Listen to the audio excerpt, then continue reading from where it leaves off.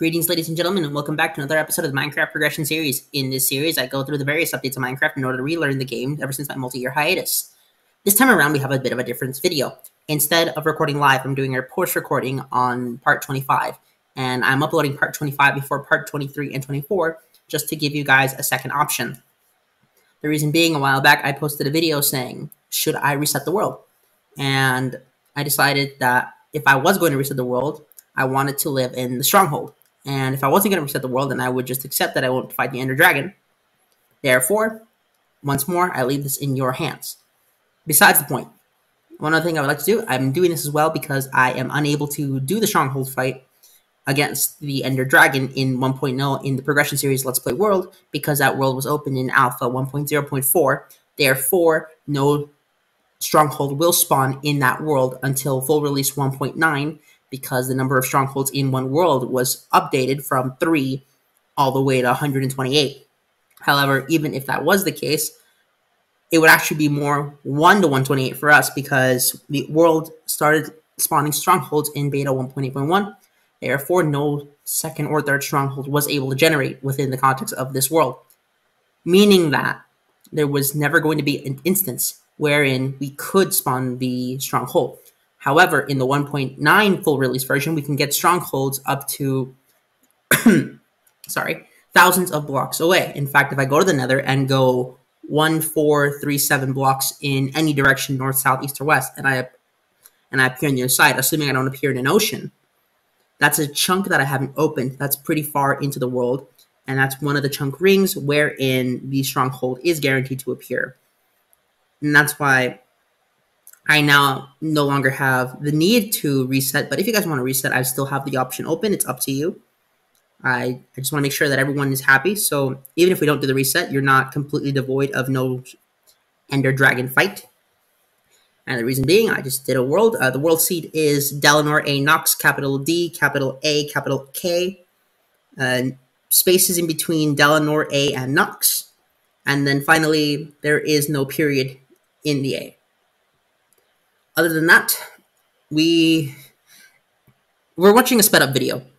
And the reason for that is, and it's also cut down, because this file was 4 hours and 20 minutes long. Okay. Oh, 420, blaze it, huh? No, I'm kidding. And the reason for that is because I recorded them during separate intervals, and I also recorded super late at night. Therefore, I once again ask you again, should I do more post-commentary videos? Because while I do like the recording live, I believe that doing post-commentary will make it so that I'm able to gather my thoughts more effectively and am able to maneuver around the challenge of simply recording while playing. And what that does is let me speak more freely. I would also like to point out that part of the reason why I decided to do so much cutting, because, 4 hours and 20 minutes, there must be so much you're not showing us. Well, truthfully, a lot of it is just me waiting around for furnaces to finish cooking, or me getting lost in a cave. And worst of all, many instances, I just wait for nightfall to arrive, because when I get to the Enderman hunting, ladies and gentlemen, it just becomes a nightmare. It turns out that Endermen have a lower spawn rate in full release 1.0 than they did in beta 1.8.1, and especially 1.8. As a matter of fact, you actually have a better chance of finding an Enderman in 1.9 pre-release 3, specifically the beta 1.9, than you do in full release. Matter of fact, this is probably the first instance of an Enderman that I encounter in this video as of recording right now. And quite honestly, I spent more time worrying about the food situation. Okay, I completely forgot how brutal the food situation was in the older versions of Minecraft before they fixed the hunger bar issue. Because I remember back in the day, they used to have mods that removed the hunger bar but kept everything else in. And while I personally never installed those mods, I understand why people did. I just figured why not, to let you guys know about that, because it's a historical thing. In addition, I would like to point out that as a child, the old school hunger bar is probably what kept me playing on easy consistently instead of on hard mode. Simply because I would always be running out of food in those times. And that was back before I learned how to manage my resources more effectively. That was before I understood the concepts of time management. That was before I understood a lot of more advanced concepts that are not really easy to teach in a classroom. In addition, we got some epic fights here, okay? Look at how many mobs are surrounding me. I'm getting ganked over here. It's great. But at the end of the day, it's just all good fun, okay? I'm surprised that I did the overworld completely without dying. And I even did the nether completely without dying. But sadly, I gotta say, there was a. I don't know what happened. I guess I was just super tired when I was recording it. But I was just getting messed up over and over again in the end. And it's gonna be rather funny. I'm not gonna lie to you. And there's just so many mobs. This is why you play on. This is why I did it on hard mode, just to show it off. And of course, your armor deteriorates over time. Your sword is deteriorating, or in this case, my sword is deteriorating. So what I had to do is I had to every so often go back into a cave, get a new set of armor and tools. I'm only going to show myself doing that once or twice, I believe. But rest assured, I did it more than twice. It's just that in this instance, I just happened to show it off because I am brutally low. I also decided that, hey, this mountain location is pretty sick, so I'm going to make another portal here. And I'm not going to show you guys how to make the nether portal. I think you all know how to make the nether portal at this point. I've shown it off in Season 0, in Season 1, and in the progression series. I think you know how to make a portal. And I'm not going to lie to you, the fights in the nether were a lot easier than they were in the progression series.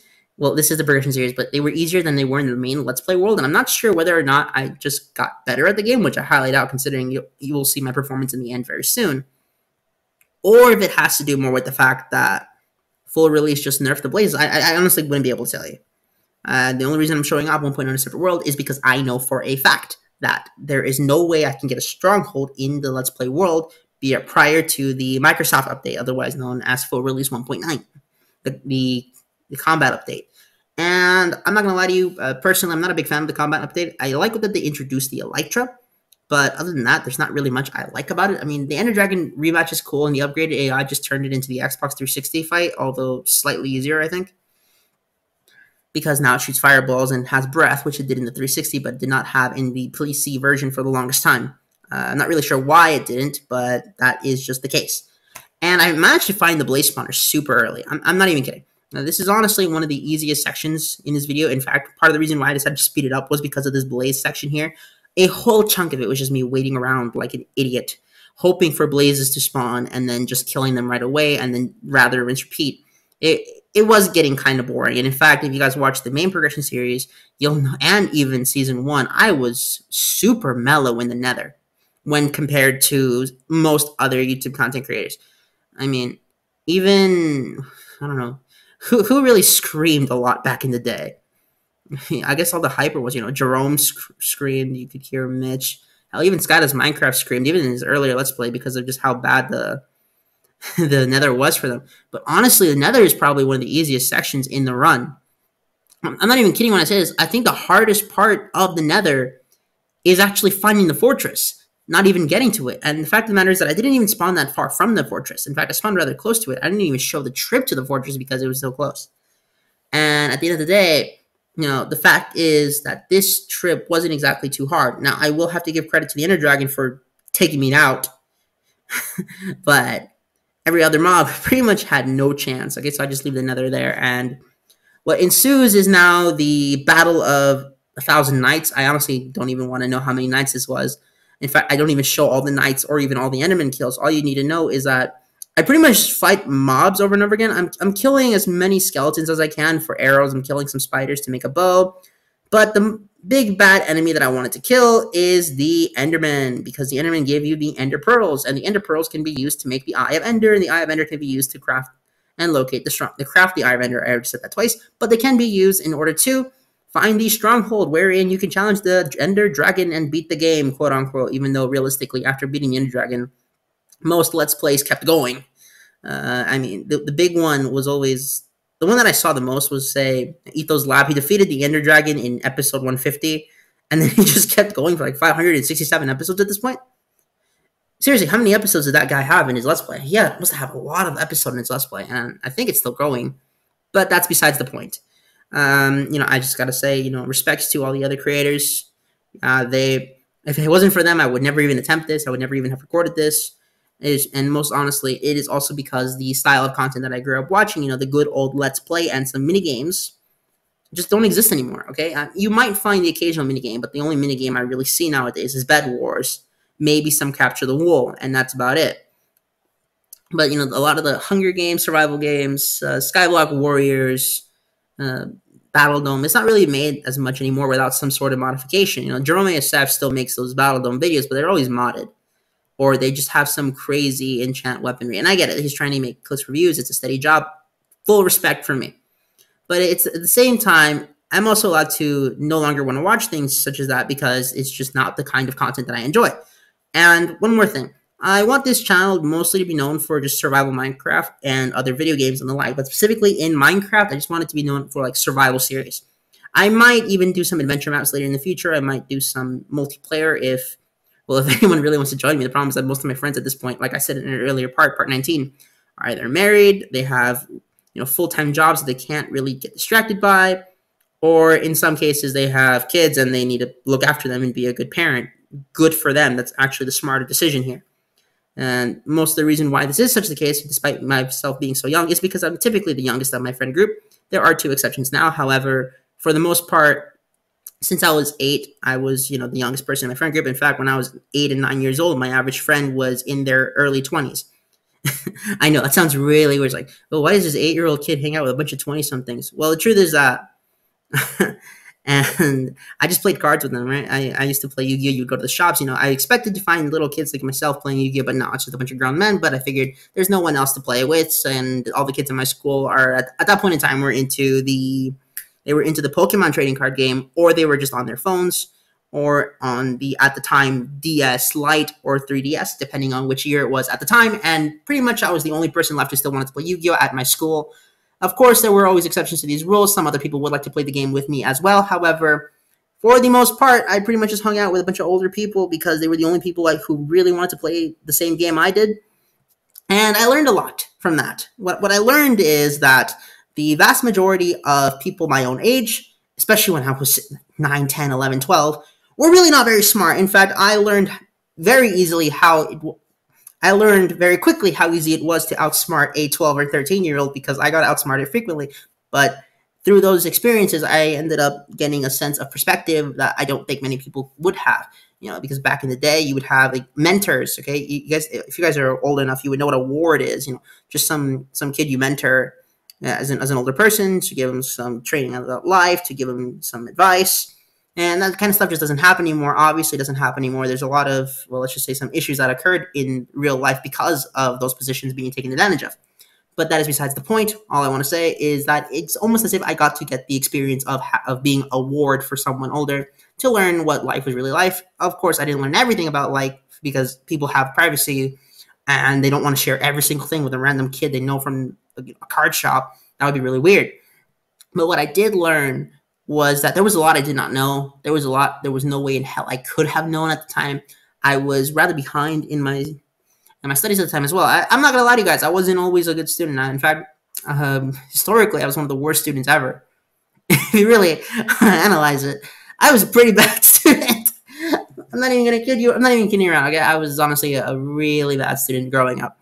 But now that I'm older, I saw the errors of my ways, and I tend to just be smarter about how I do things. I tend to be more responsible with how I do things. And because of that, I'm able to now pay attention more, to get different perspectives from different people, to analyze different situations in a way that someone my own age realistically would not analyze it. Although I do make, I'm still young. I'm an adult, but I'm not, that old.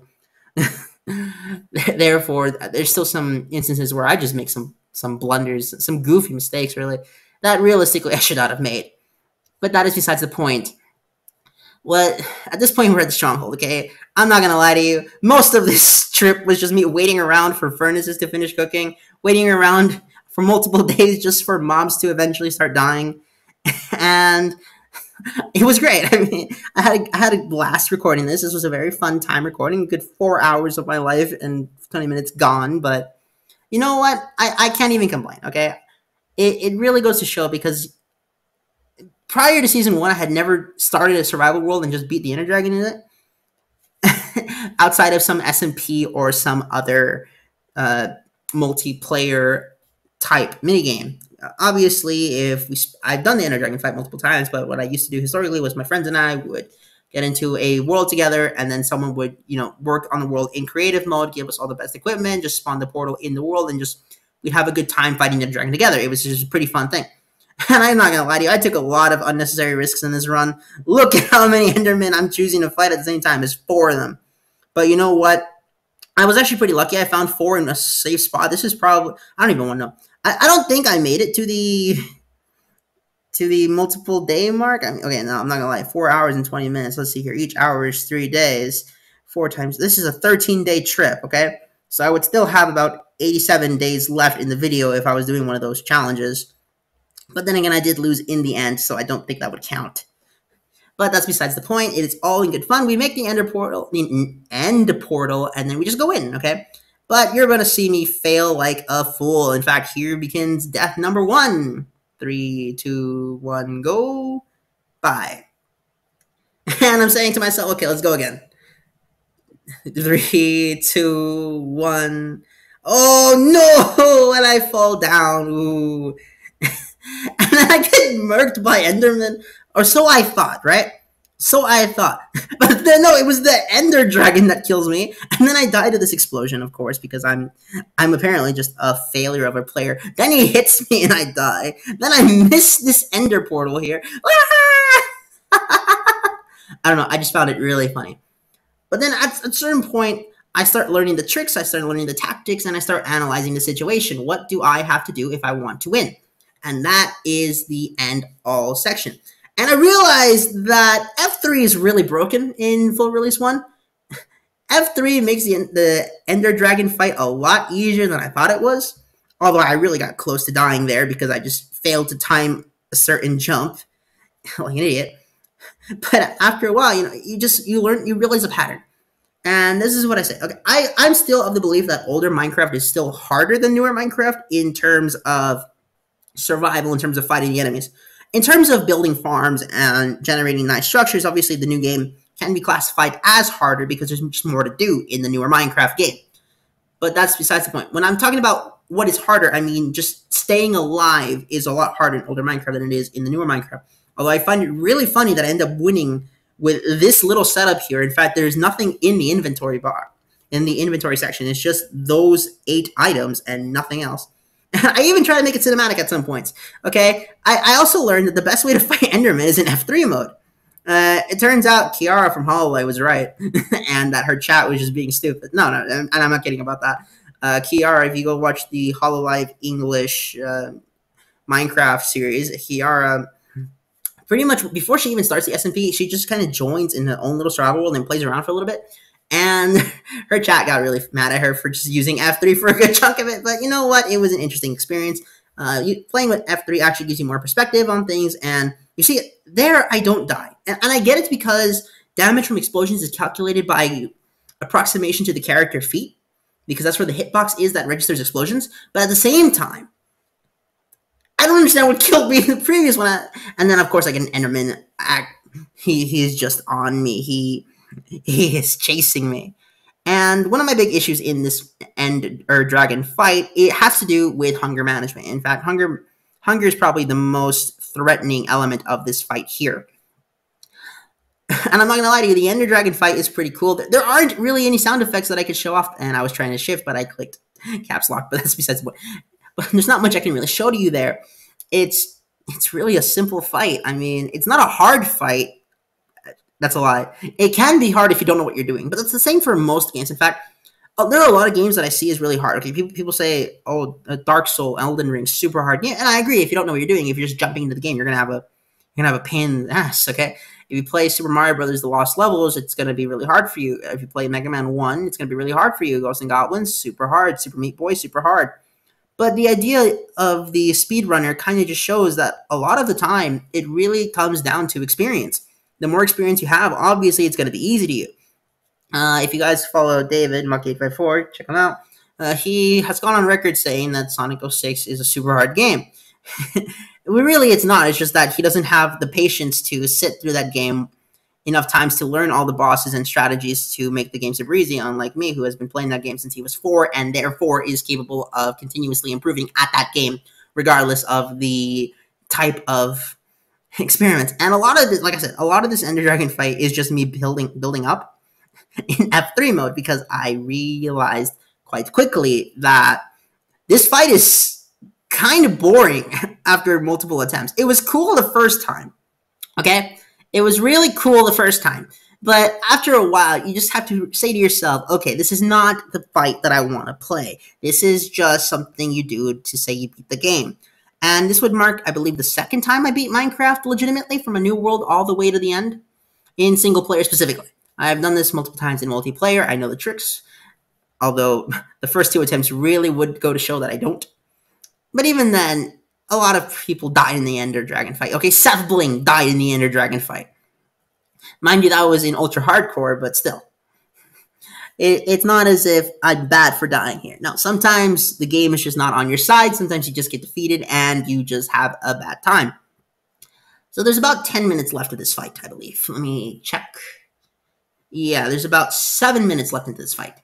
I gotta say, this fight is pretty cool once you finish the towers. Once you finish the towers, it just becomes you stare down the dragon will eventually come at you, and you have to hit her over and over again until eventually she falls. Okay, the Ender Dragon is not unstoppable. The Ender Dragon actually, in the context of fictional dragons, has more weaknesses than I can count, realistically.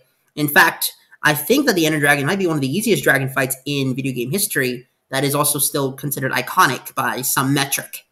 And that metric being that it's from arguably the most popular game, or one of, or at least top 10 most popular games of all time, Minecraft. In the modern day specifically, because prior to 2009, no one knew what the hell this game was because, well, it wasn't even out yet. Therefore, it could not be considered there. But post-2010, you could say that this was one of the most popular games of all time, and likely will be for a long while. I mean, the reason this game ends up being having such longevity is because of the fact that it's so simple in nature, yet deceptively complex because of what you can do in the game once you get good at it. That's why, simple starting the world and seeing someone learn the game is entertaining, but at the same time, it's also entertaining seeing someone who's mastered the game just play it at a really high level, either for fun or for some other reason. And that's just part of the enjoyment I get out of this game. Finally, the Ender Dragon is starting to go down. In fact, I was kind of hoping it would start to go down a little bit sooner because this was just getting a bit tedious. This was dragging on. In fact, this fight, completely speaking, is on ×2 speed. Although part of me wishes I put it at ×2.5 just because of how long this fight really is. And like I said, a lot of it is just me waiting back and forth for the dragon to go fight me. In fact, part of me was tempted to just do my taxes or something while I was recording this. It would have been hilarious because I was doing accounting homework as I was doing this fight, which is why I ended up going to F3 so much. Part of it is just to get a better angle to view the fight. Some of it is to just, kill Enderman more effectively. But part of it was to give you some cinematic flair while I was just doing my homework at the same time. Because as you guys can see, a lot of times I'll switch into the F5 for no reason. I'll switch into the F1 mode where I'm just completely not, looking into any heads-up display or any other... there really was no reason for me to go into F1 mode. Let me just say it that way. There really was not. But at the same time, it makes it a bit more entertaining. And at least the dragon fight here is not exactly the worst fight in the world. In fact, it's quite fun upon a second try, especially when you're doing it with no armor. Doing an Ender Dragon fight, no armor, 1 iron sword, no food is kind of fun. As a matter of fact, I'm pretty sure that at some point, I just stopped taking damage altogether. In fact, I get so confident that I think if I were to do this again, I would jokingly go in with no armor and just see if I can beat it again like this. Because it was really fun, okay? Because at this point, 1 or 2 hits is enough to kill the player. Because we're on hard mode and I never left it. Albeit begrudgingly. I wish I could have left it. Part of me was tempted to just switch into English just to speed things up. But into easy just to speed things up. Wow, you can tell I've been playing Yu-Gi-Oh! I play the Legacy of Duelists in Japanese. So part of me is tempted. When we get to Friends, I'm going to switch to English, okay? Just so you guys know before you guys watch that Let's Play. But then again, most of you who are watching this probably don't watch the other Let's Plays. In fact, that's most likely the case considering the analytics shown. But that's besides the point. Probably some of you do. That's why I just figured to show it off. And for the most part, this fight is really simple. I mean, there's not too much you can do in this fight. you especially because I forgot to bring a bow. Well, I didn't forget to bring a bow. The bow fell into the void. If the bow was not in the void, I probably could have survived. Or if I was just more quick to react and put the ender pearls in my hotbar and threw it at the island as I was being launched into the sky, then it probably would have been fine. And people, you know what I wish was added? The actual sky dimension that was announced by Notch back in the day. Because the end portal back in pre-release 1.3 wasn't called the end portal. It was called the Sky Dimension Portal.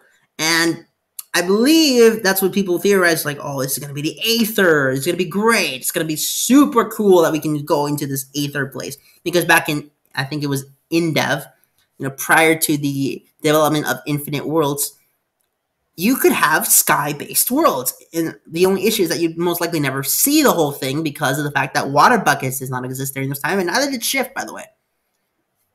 I gotta make the dragon look cool, so I go into F1 mode there, but that is besides the point.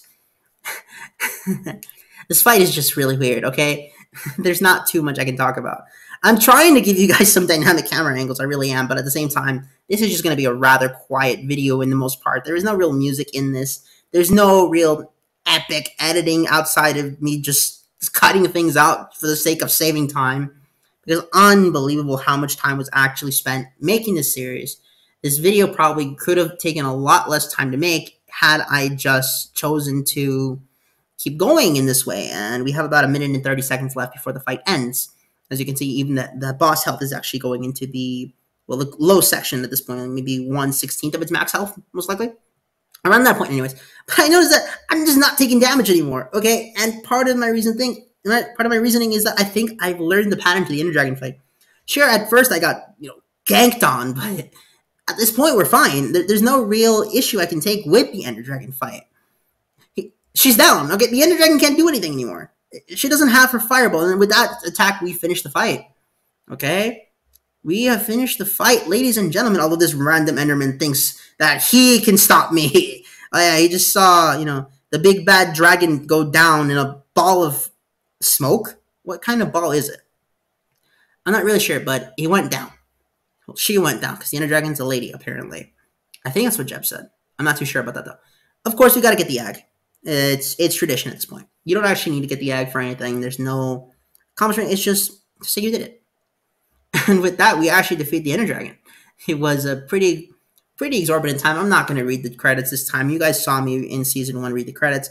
And of course, I think I was going to end the video here, but the truth is that one last surprise got me before I end the video.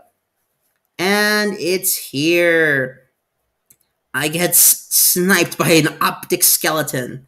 I kill the skeleton, and then that's the end. Have a nice day, ladies and gentlemen.